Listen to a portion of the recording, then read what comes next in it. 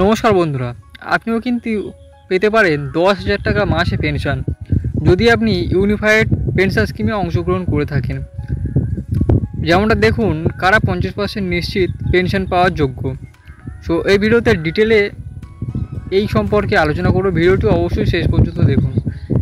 ইউপিএসের অধীনে যদি আপনি কমপক্ষে 25 বছর ধরে কাজ করে থাকেন, তাহলে আপনি অবসর গ্রহণের আগের 12 মাসের গড় মূল বেতনের 50% পেনশন হিসেবে পাবেন। ঠিক আছে, যদি আপনার চাকরি 10 বছরের বেশি হয়, তাহলে আপনি প্রতি মাসে কমপক্ষে 10,000 টাকা পেনশন পাবেন।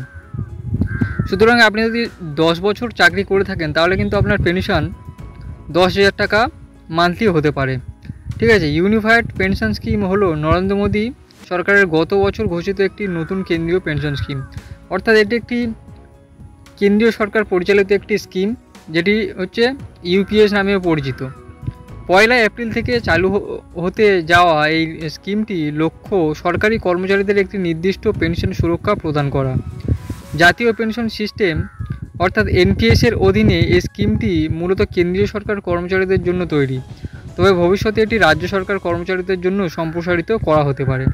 অর্থাৎ এটি দুটি ক্ষেত্রে কাজে লাগতে পারে। আপনি যদি কেন্দ্রীয় সরকারি হন, আপনার ক্ষেত্রেও এটি কাজে লাগবে, এবং যদি আপনি রাজ্য সরকার কর্মচারী হন, তাহলেও কিন্তু আপনার এই স্কিমটি কাজে লাগতে পারে। দেখুন, আপনি যদি সরকারি চাকরিতে থাকেন এবং ইতিমধ্যেই এনপিএসে থাকেন, তাহলে আপনি ইউপিএস বেছে নেওয়ার বিকল্প পাবেন। ইউপিএসের অধীনে যদি আপনি কমপক্ষে 25 বছর ধরে কাজ করে থাকেন, তাহলে আপনি অবসর গ্রহণের আগের 12 মাসের গড় মূল বেতনের 50% পেনশন হিসাবে পাবেন। আর যদি আপনি চাকরি 10 বছরের বেশি সময় হয়, তাহলে আপনি প্রতি মাসে কমপক্ষে 10,000 টাকা পেনশন পাবেন। পেনশনভোগীদের মৃত্যু হলে পরিবারটি পারিবারিক পেনশন হিসাবে শেষ পেনশনের 60% পাবেন। অর্থাৎ আপনার যদি মৃত্যু হয়, তাহলে কিন্তু আপনার পরিবার আপনার পেনশনের 60% করে পাবে।